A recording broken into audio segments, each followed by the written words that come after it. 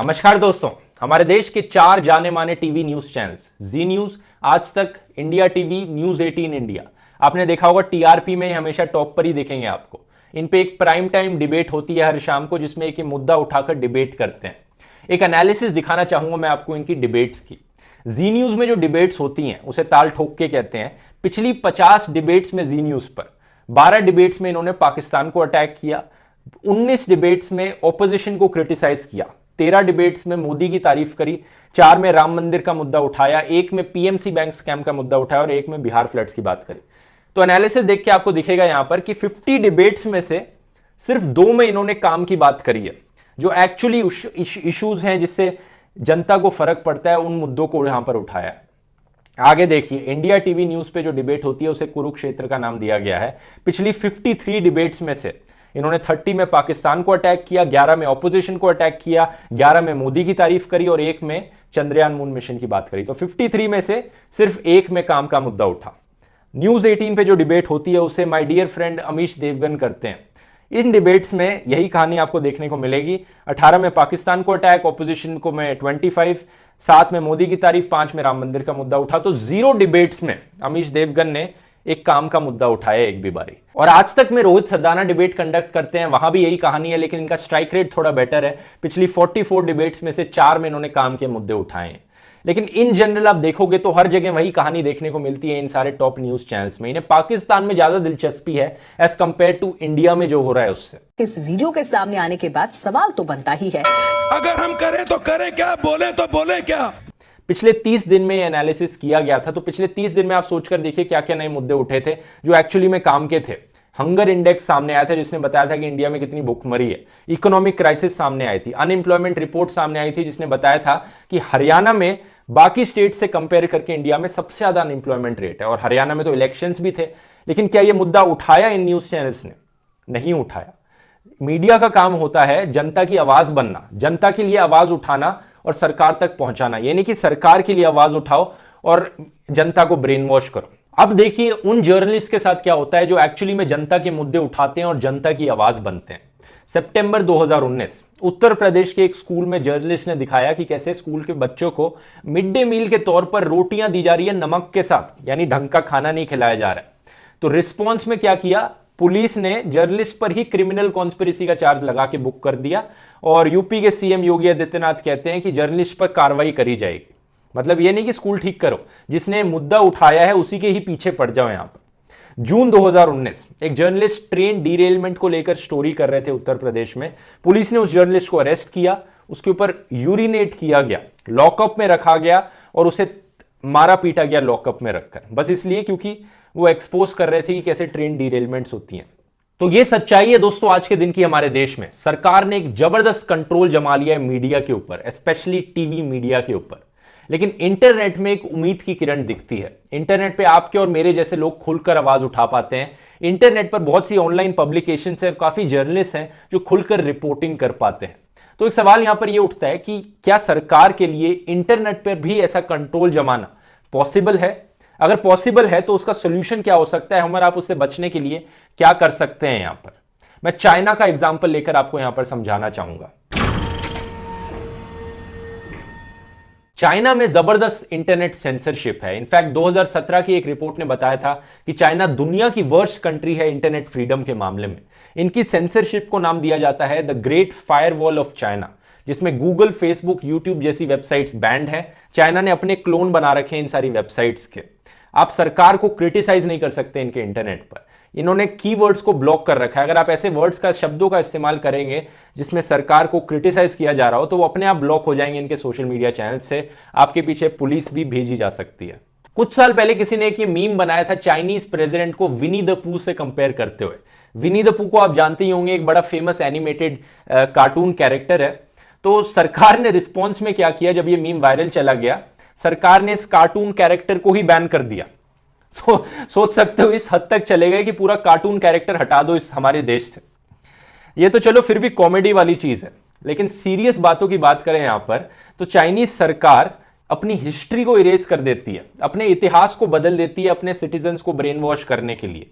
Chinese Google है Baidu. अगर आप बाइडू पे सर्च करने की कोशिश करेंगे 1989 तियानानमेन स्क्वायर प्रोटेस्ट, आपको कुछ नहीं मिलेगा। लेकिन यही चीज आप गूगल पे सर्च करेंगे तो आपको पूरी प्रोटेस्ट की कहानी मिलेगी। चाइनीज सरकार नहीं चाहती कि इन प्रोटेस्ट के बारे में चाइनीज जनता को पता चले। वहां पर वो अपनी जनता से बात छुपाना चाहती है, क्योंकि डेमोक्रेसी के लेकर प्रोटेस्ट हो रहे थे। तो चाइनीज सरकार नहीं चाहती कि बाद में कभी भी डेमोक्रेसी को लेकर वहां पे प्रोटेस्ट किए जाएं, लोग अपने हक के लिए आवाज उठाएं। चाइनीज सरकार ने हजारों लाखों लोगों की टीम बिठा रखी है कॉल सेंटर्स में, जिनका काम सिर्फ ये 24/7 मॉनिटर करना है कि कौन हमारे खिलाफ बोल रहा है इंटरनेट पर, उसे ब्लॉक करो उठा के, अब इसकी आवाज बंद करो, ये करो वो करो। तो बेसिकली आईटी सेल जैसे काम करता है। ऐसी बहुत बड़ी टीम चाइनीज सरकार ने बिठा रखी है अपने इंटरनेट पर। इस सेंसरशिप का काफी बुरा असर पड़ता है चाइना पर और चाइनीज लोगों पर। आप सोचकर देखिए, अगर वहां रहने वाले लोग बाकी दुनिया के इंटरनेट को एक्सेस नहीं कर पाएंगे तो बाकी दुनिया की समझ नहीं ले पाएंगे। वो जो बाकी दुनिया में इनोवेशंस हो रही है, रिसर्च हो रही है, वहां के साइंटिस्ट उसे एक्सेस नहीं कर पाएंगे। वहां रहने वाले बिजनेसमैन बाहर दुनिया के आइडियाज नहीं देख पाएंगे, उनसे इंस्पिरेशन नहीं ले पाएंगे। तो इनोवेशन बहुत कम हो जाता है इससे चाइना में। इसकी वजह से शायद यही एक रीजन है कि आपने देखा होगा ऐसी बहुत सी वेस्टर्न कंपनीज हैं जैसे माइक्रोसॉफ्ट, गूगल, जिनके इंडियन सीईओज आपको देखने को मिलेंगे। लेकिन क्या आपने एक ऐसी वेस्टर्न कंपनी सुनी है जिसके चाइनीज सीईओज हों? और ज्यादातर दुनिया में इंटरनेट सेंसरशिप के पीछे असली रीजन एक डरपोक सरकार ही है।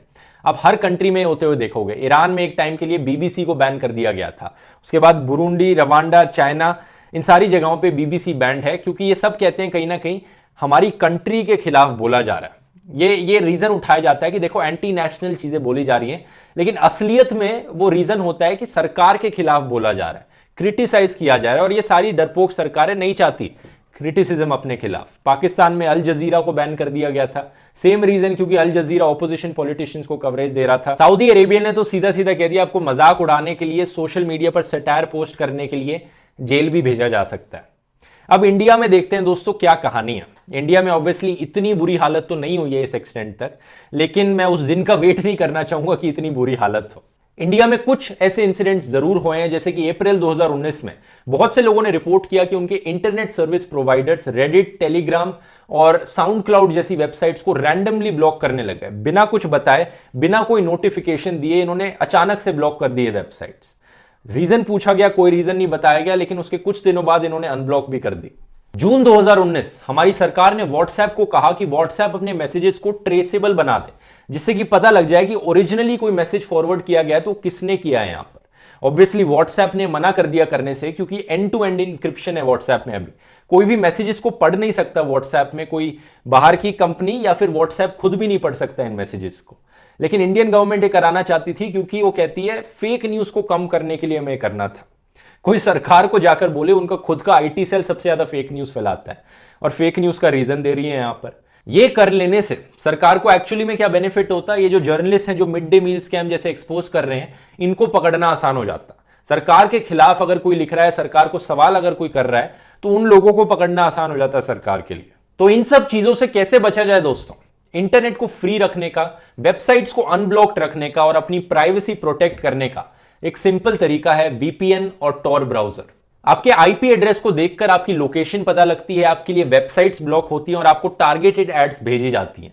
टारगेटेड एड्स के बारे में मैंने इस वीडियो में बताया था, आप देख सकते हो अगर और जानना है तो आईपी एड्रेस को छुपाने का काम ये वीपीएन और टॉर ब्राउजर करते हैं। टॉर ब्राउजर यूज करना थोड़ा मुश्किल है, लेकिन कंप्लीटली फ्री है। टॉर ब्राउजर के लिए वेबसाइट है, आप यहां देख सकते हैं। इस वेबसाइट से जाके आप फ्री में डाउनलोड कर सकते हैं और इस ब्राउजर पे बेसिकली आपकी आइडेंटिटी हिडन रहती है। वीपीएन यूज करना ज्यादा आसान है और आपको ज्यादा जगहों में प्रोटेक्शन मिलेगी। जैसे टॉर ब्राउजर तो सिर्फ एक ब्राउजर है, जैसे कि गूगल क्रोम हो गया या सफारी हो गया, तो ब्राउजर में आप किसी वेबसाइट पे जाएंगे तब वो आपको सिक्योर रखेगा। लेकिन अगर आपने वीपीएन की ऐप इंस्टॉल कर रखी है अपने फोन पर, तो आप फोन में जो भी इंटरनेट रिलेटेड फंक्शंस यूज करेंगे, जैसे कि व्हाट्सएप हो गया या और कोई ऐप हो गई, तब भी वीपीएन आपको प्रोटेक्टेड रखेगा, आपके आईपी एड्रेस को हिडन रखेगा।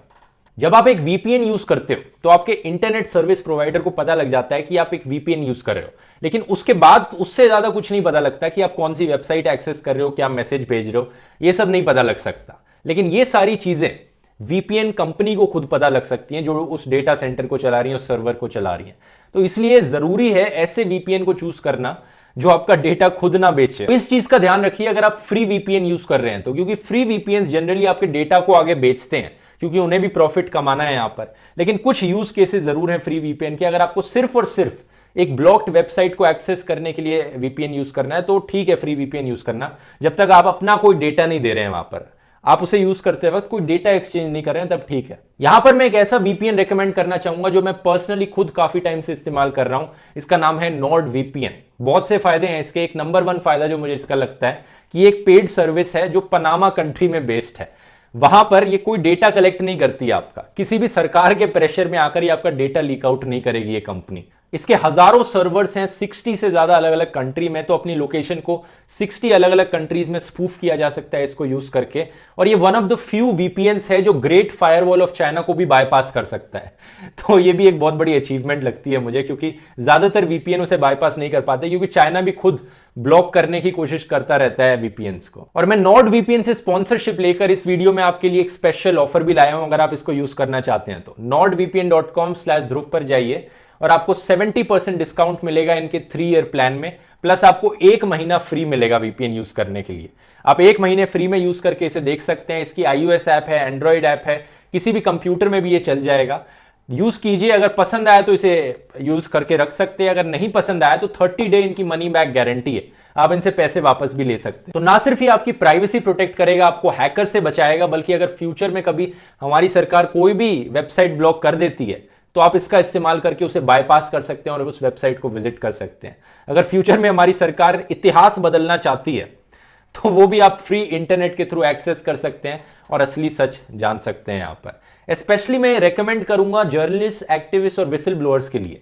अगर हमारे देश में, मैं नहीं चाहता ये उत्तर प्रदेश जैसी घटना फिर से हो, तो प्लीज अगर आप कोई भी जर्नलिस्ट हैं, एक्टिविस्ट हैं या विसल ब्लोअर हैं, सरकार का कोई स्कैम एक्सपोज करना चाह रहे हैं, तो वीपीएन्स का इस्तेमाल कीजिए अपने फोन्स में, ये आपको ज्यादा प्रोटेक्शन देगा। तो उम्मीद है दोस्तों आपको ये वीडियो पसंद आया होगा। इस वीडियो को शेयर कीजिए और चलिए मिलेंगे हम अगले वीडियो में। बहुत बहुत धन्यवाद।